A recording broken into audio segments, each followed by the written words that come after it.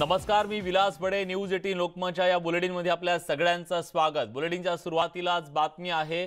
आंदोलन जे सुरू आहे शेतकऱ्यांचं कृषी कायद्याच्या विरोधात, त्या आंदोलकांच्या विरोधात आता स्थानिक आक्रमक झालेले आहेत.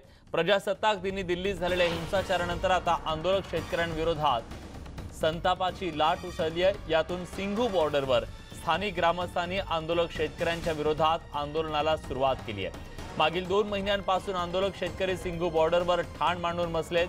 ही सीमा खाली करा आणि इथून निघून जा अशी मागणी करत मोठ्या संख्येने परिसरातले ग्रामस्थ रस्त्यावर उतरले. देशाचा अपमान आम्ही कदापि सहन करणार नाही. आंदोलकांनी इथून परत जावं अशी मागणी यावेळी करण्यात आली. प्रशांत लीला रामदास आपले दिल्लीचे प्रतिनिधी आता आपल्या सोबत आहेत. प्रशांत, नेमकं काय सुरू आहे सिंघू बॉर्डरवर?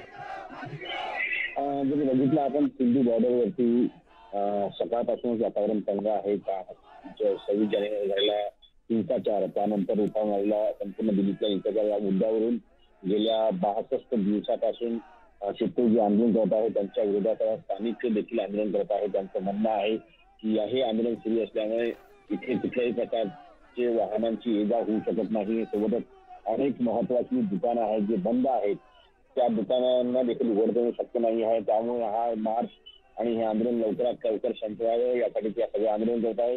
त्याच्या विरोधामध्ये शेतकरी देखील त्यांना शांततेने समजून सांगत आहे की हे जे आंदोलन आहे हे केंद्र सरकारच्या विरोधात आहे, स्थानिकांच्या विरोधात नाही आहे आणि स्थानिकांनी आम्हाला सहकार्य करावं असं आवाहन ते करत आहे.